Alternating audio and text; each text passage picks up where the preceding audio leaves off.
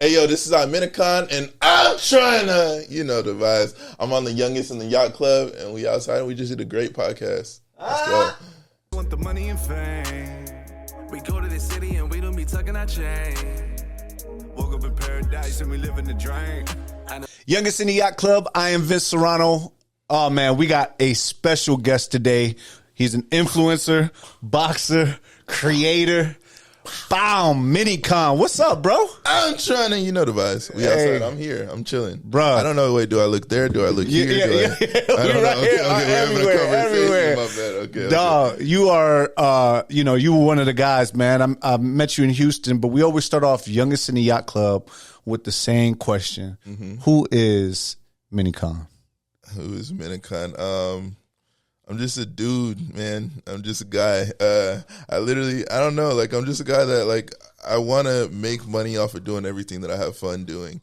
And right now I'm having fun boxing, making comedy videos, and doing that whole thing. So it's just like, yeah, I guess some people look at me as a boxer. Some people look at me as a content creator. I'm just a dude, man. Yeah, man. I mean, you killing it, bro. You crazy with it. Yeah, dog. I mean, shit, you doing it, dog. I see you. You was just on. You got a big fight coming up. Yeah. When's August 31st, Dublin, Ireland. Woo! You know the vibes. On Misfits, DAZN. Yes, sir. Misfits and DAZN. How did that come about? Like, whole, like, quick backstory. Like, how did you get into, like, the content creation? Basically, I used to shoot and edit music videos, and I was going around shooting and editing for people. This guy named Victor Pope Jr., he hit me up, and he was like, yo, can you come to LA and shoot this video for us? So I flew from Texas, because I'm from Dallas, Texas, Fort Worth, Texas, Funky Town, Fort Worth. Flew over there, shot the video, or I was shooting videos for them, and then it was all the famous Viners at the time, back in 2015, when Vine was like the hottest app. Vine was like bigger than what TikTok is right now. Right. And then this dude named Dope Island was like, he was chilling with me one day. He was just like, yo, he's like, are you happy doing what you're doing? Like, you have a personality. You should step in front of the camera. And I was just like, nah, I'm chilling, because I had the worst fucking social anxiety.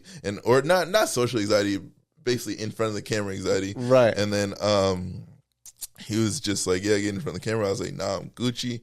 And dude was just like, okay, well, how much money, like, are you making doing what you did or do? And I was just like, well, shit, I'm chilling right now. I mean, I live with the moms, making $600 like here and there, $700 like a video. I'm Gucci. I'm good. And I'm chilling, bro. I can survive off of literally like fucking $500 to $800 a month. I'm good. And nigga was like, okay, well, can I say the N-word? Yeah, of course.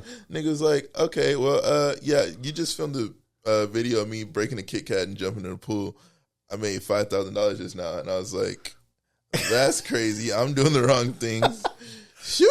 Got in it. Flipped it like that. Crazy. You know what's crazy? Hold on. Another story has nothing to do with me, but King Batch, you know who that is? Nah. King Batch, he's one of the like biggest like OG like finest that like, he was one of the first that made it onto the real scene, I guess. Like he was in movies and doing shit, right? The first deal that he ever got offered, they were just like, how much money do you want us to pay us? It was Samsung. They're like, how much money, like, can we pay you to, like, get a video? And he was just like, I don't know, like, and he, like, asked his parents and everything. They're like, okay, like, he was like, yeah, $500. They laughed at that nigga and gave him $10,000. They're like, damn. They're like, well, you don't know your worth. Okay, bet. Here we go. And giving them $10,000 is still a steal to them. Yeah. And they're like, okay, bet. So it's like, it's crazy, like, back in the day, how much money you could make from this, because like the influencer scene wasn't as saturated. Now you're like at the top level. You're doing things. I see you on a podcast. I see you, you know what I'm saying, promoting. I see, you were in comedy too, huh? Yeah. How did that come about? Like, how does the comedy, you know what I'm saying? How did that, like, you said you were from Fort Worth. Like, what comedy on the internet were you doing? Like, man, I was just, I don't know. The skits, I mean, I think like the Viners, like I was just doing shit. Like, really, we're making videos every day on situations that would happen that would be funny. Like, I literally don't post a video unless if like it happened and I laughed at it, or if I would laugh in that moment at that video. Like, I literally don't post anything to where it's just like, oh, I need content, like, let me force this. Nah, like, I literally have to die laughing from a situation, and I'm like, okay, let me make it my own. So yeah, so it was just like, I don't know, like, I think from the directing that I used to do, like from the music videos and everything like that, I like storytelling. So just like I like transition it into storytelling comedy about my own life. And then I started utilizing the fact that I knew a lot of attractive women. And got with it. Yeah, and like I was just like, oh, we're going viral, so might as well keep on doing that. That's fine. So, yeah, you know. That was that one of the things. Is that like one of the things that started getting like, you know what I'm Traction? saying? Yeah. Yeah, I mean, there's been, man, I've honestly, and I can humbly say this, that I've been viral for so many different like type of things that like nobody would even notice it's me, and like half the time I forget it happened. So yeah, so it's just like I don't even know, man. Like there's literally, I promise you, without even knowing, there's been like huge videos that y'all have seen in this room. Don't even know like, it's you. Yeah, like, so Jesus. it's just like I've always been the guy that, like, for one, I move around really easy. I travel a lot. So I've been everywhere that's like something's happening or a thing's happening. Even now we at the Jake Paul fight. It's like, why the fuck am I here? It's crazy. And then it's like, yeah, so it's like I'm always at a place that something big is happening, and then like, yeah, I'll just be in a moment, and yeah. Viral. That's crazy. Yeah, that's wild. crazy, bro. Earlier in backstage, you were saying that you were an athlete. Yeah. How did that that come up? Like, how did it come with me being an athlete? I Yeah. came out my mom's. you were just blessed. No, you had to work hard at that, huh? Oh man, No. Trust me, I'm freaking every day. I wasn't gifted with coordination, I guess, and yeah, but I mean, I definitely was gifted with genes to where it's like, if we work, like me and my brother the same way. If like we work hard at something and like stay in the weight room, like we get the max results pretty fast. And yeah, man, I when I was younger, at first I wanted to be an artist, and I was doing all the art things, winning all the art competitions, blase. And then I was a football player from when I was probably 8 years old to when I was like 24 or 23. And damn, yeah, that's all I did was ball, and then I was a track star for a little bit. You were ranked, huh? Number one in the nation, number one in the state, 37th in the nation. I be forgetting the numbers sometimes, but sometimes it comes to me. That's crazy. But what event? A long jump. Crazy. I was a long jumper. I hated running. I still hate running, but I have to do it for boxing all the time. But yeah, I was doing all of that, and yeah, I was just always an athlete, and I was always a hard worker. Like even yesterday, the Tarver guy, Antonio Tarver, yeah, he was just like, "You the last one out the gym," and I was just like, "It's always me. It's always I would show up. I'm not the first one in the gym because I'm a late ass nigga. I'm always late. But last one, that's me. I'm always the last one out the gym. Even here or even the gyms that I'm in now, you know, I'm with the top fighters, and still like I just work for it. I try to work for it. Yeah, that's fine. If you ain't gonna see it today, you're gonna see it at some point. That like, yeah, that dog's in me. Dog, how did you end up boxing? Boxing came from. Oh yeah. I got fat. During There we go. Hold on. How did boxing come up? How did it come up? I got fat. Yeah, it was during the pandemic, man, and we gained a lot of weight. I was just trying to get that summer body going on, and I had started YouTube and boxing videos, and literally I'd be in my room like I was. So during the pandemic, I was living in LA at first, and then I heard about the pandemic coming strong. Or before the pandemic, I was living in LA. Heard about the pandemic, I was like, oh shit, I'm never gonna get to see my family again. So then I like packed all my shit, moved back to Fort Worth, and then so like when we were on lockdown, I was in my mom's crib. And I had my bedroom, and like I would just literally put on YouTube videos of boxing, and every day I would be in that bitch. Like I'm like no cap every day with the weights, doing this boxing drill, and like teaching myself. I thought like I knew how to fight. Like at the end of the pandemic, I was like, damn, I'm a pro boxer. That's crazy. Like Floyd Mayweather can't fuck with me. Damn, dog. No, I really thought I was like damn, that. I'm cold. And then I went to a party. And this actual dude that's an MMA fighter was just like, yo, like, and he had a crazy, like, no diddy, crazy body. And I was just like, oh, damn, like, that's my goal. I want to get to look like you. So he's like, come to my gym. I'll take care of you, like, coach will train you for free, blah, blah. Went there, started training. 2 weeks later, the UK had hit me up, Showstar at the time, hit me up, was like, hey, you want to be a part of this Deji and Alex Wasabi fight? Went out there, and that was like, it was crazy. Still to this day, I think that was like the most fans I've ever been in front of. Wow. Yeah, it was sold out, 15,000, 16,000 people.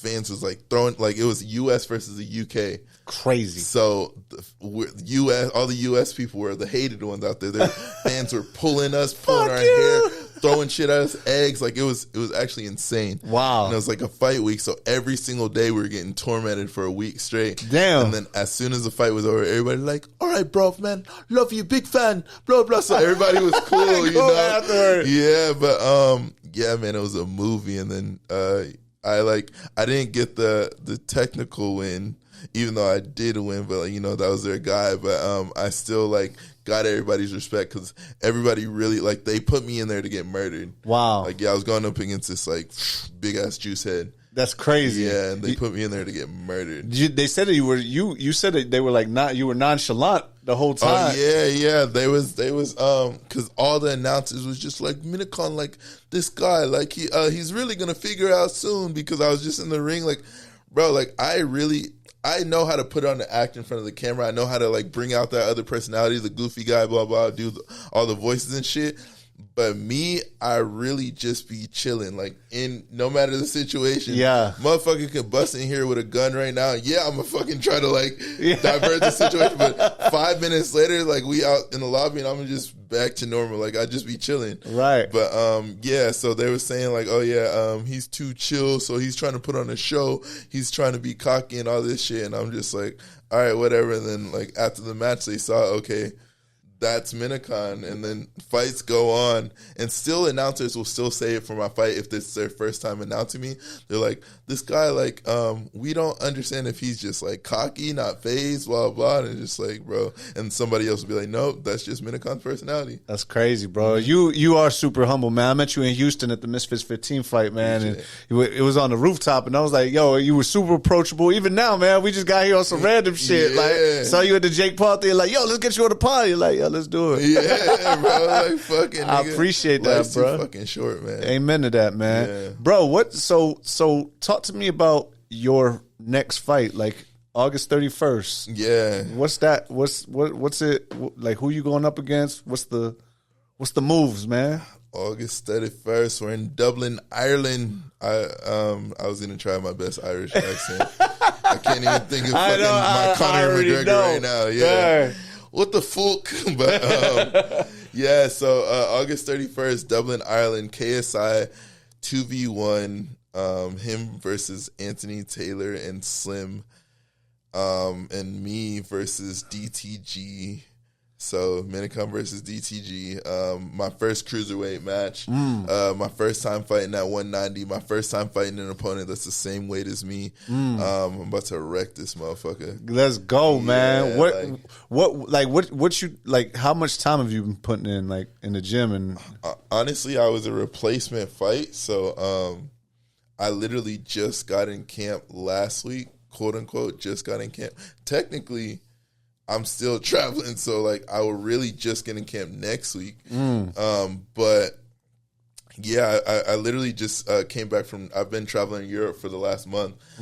But for niggas that don't know, I don't fucking stop working. So every single time I was in Europe, I mean every day I was in Europe, I'm still training. Going to different boxing gyms, and shout out to all the people that like helped me out on my in Barcelona, helped me out in Amsterdam, helped me out in Germany, and I would have my girl. I'm staying at my girl's house in Germany, and she'd drive me 2 hours every day to go train to Amsterdam. Damn, because we really take this shit serious. Damn. So yeah, we're 2 hours there, 2 hours back. But yeah, so it's just like they gave me the call, I think like 3-4 weeks ago. But while I was on vacation, but yeah, that don't stop anybody. We keep on working. No, you're gonna work, man. It's on Misfits, DAZN, pay-per-view. Yeah, Misfits and DAZN, yeah. Yo, go get it, man. Bro, speaking of your relationships, man, that like, how do you feel about like, you know what I'm saying, relationships? You see, like, I see you outside with pretty women all the time. How does that work? You gotta have a queen that ain't phased. Like she's dope. I think that everybody needs somebody by them. I mean, relationships aren't for everybody, but if you do have a partner, whether that be your best friend, anybody, your mom's, whatever, but somebody needs. You can't do everything in this world alone. It's impossible to. Yeah, like we're bred to be in this world with a partner. So how I feel about relationships is just like I got my girl. We are open. How does that work? I gotta ask that. How does that work? We are open. Okay. Nah, it's cool. So all right, hold on. You can get into it. Yeah, so it's an open relationship, meaning y'all together, but y'all could be with other people.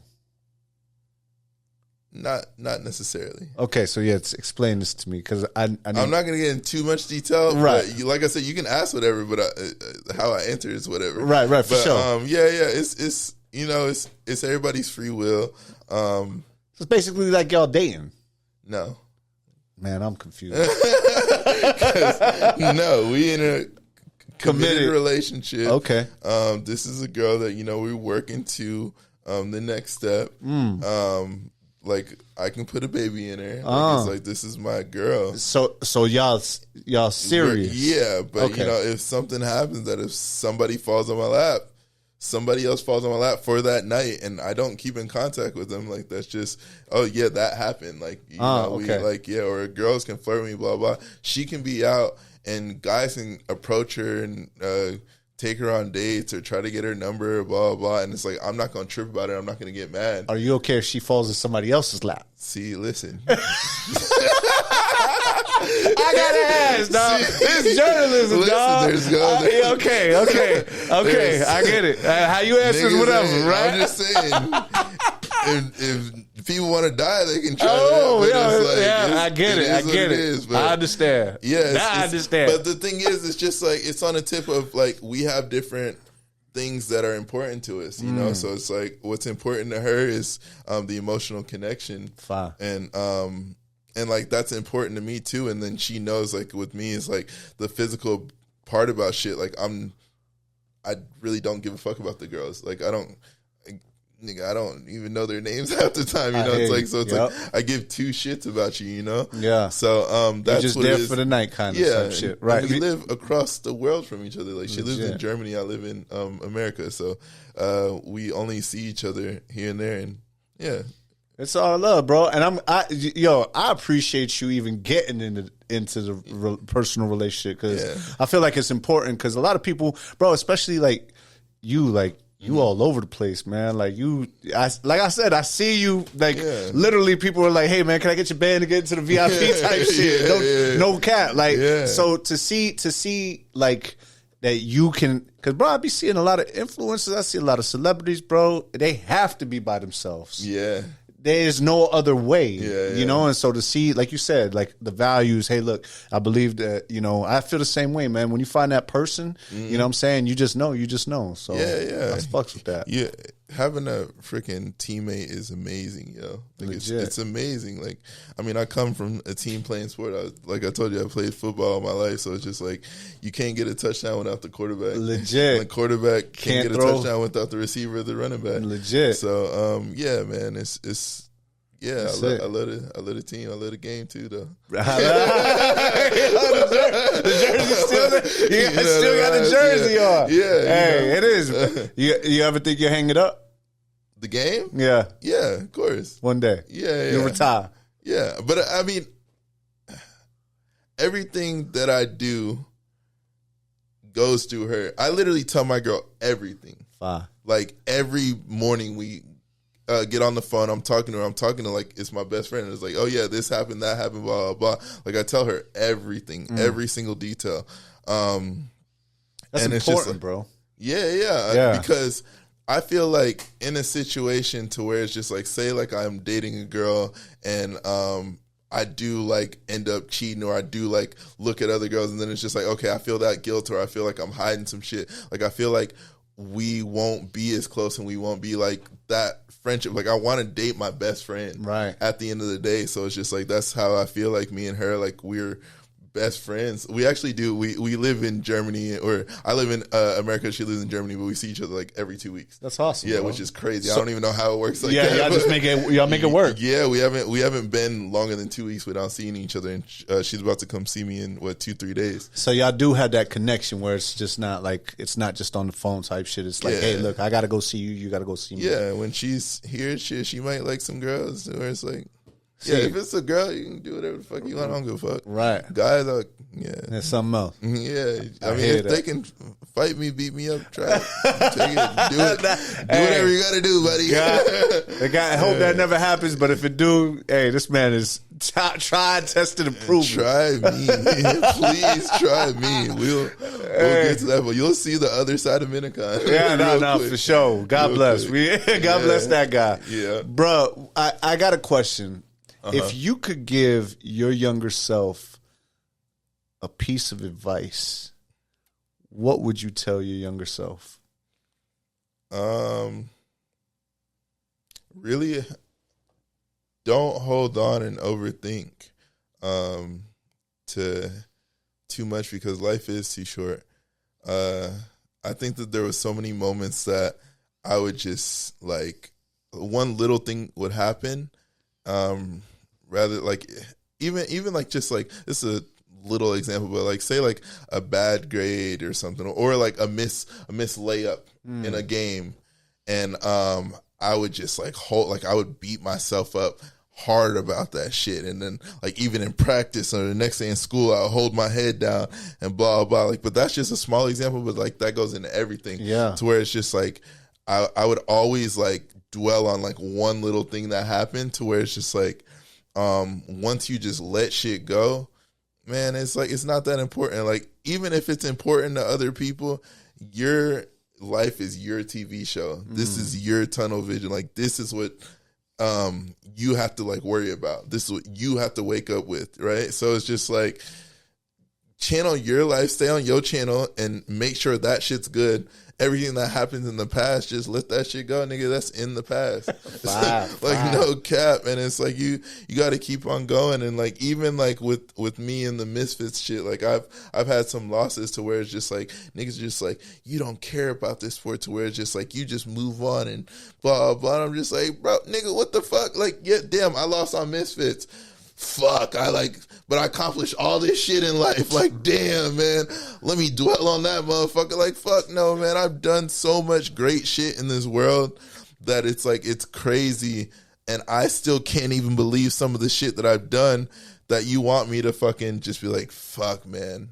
Like, hold on to this bullshit back here. No, man, we're out here. We are outside. Like, I literally just like, I'm here, like even like here in this moment, like bro, we're getting interviewed. Like, why the fuck am I getting interviewed right now, nigga? Like it's like, bro, we're doing shit. Because you doing shit, dog. Yeah, but I'm saying like you just got to keep it moving, man. That's fire, bro. That's fire. So my next question is kind of on the same tip. Is like, what advice would you give to somebody who's in the creator space that wants to get to the next level? Yeah. Shit, consistency. That's the most stereotypical answer or whatever, but generic answer. Yeah. Well, that's the shit that works. So, anything, I've helped a lot of creators grow. I've helped a lot of fucking creators grow because I was that video guy. I was the guy behind the scenes, and even when I was in front of the scenes and really big, or like even my like peak, I was still helping a lot of motherfuckers get there. Consistency is key. That's like you post as much as possible, but that doesn't mean you like shit dump a lot of shit. No, like you gotta figure out your formula and get on that shit, and you let your fans know when to expect you to.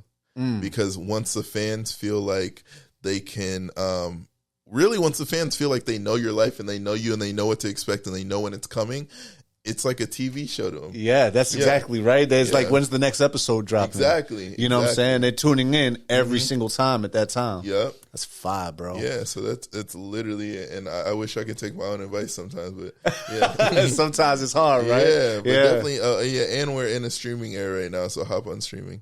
So like lives or streams like Twitch, Kick, all them shits wrong. Yeah, everything. Just like we said earlier, this the creator space is so saturated right now that you have to set yourself apart in some way.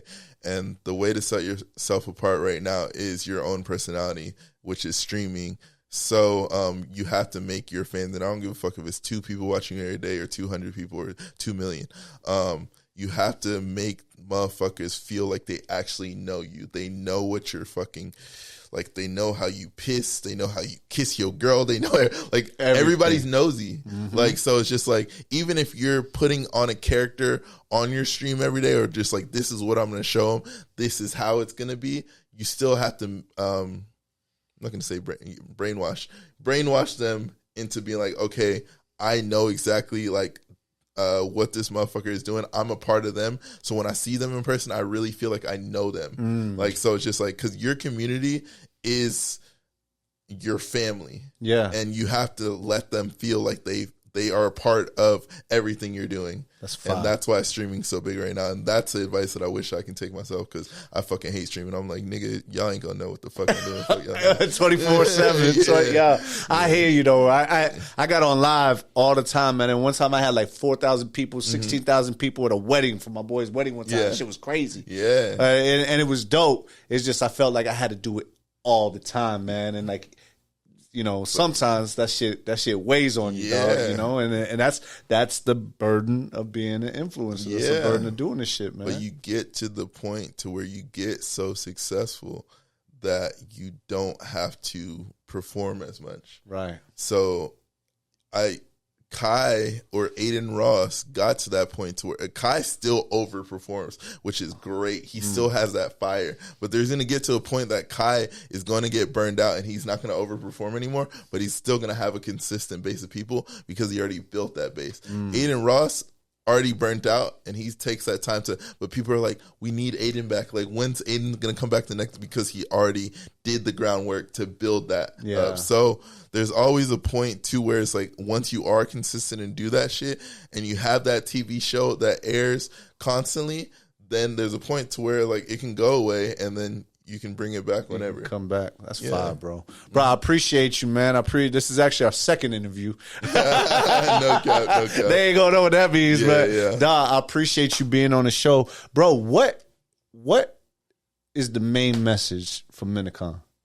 What's the main message? Your main message. Like, what's the main message that you could give to the viewers about you? I'm trying to fuck. There you have it, y'all.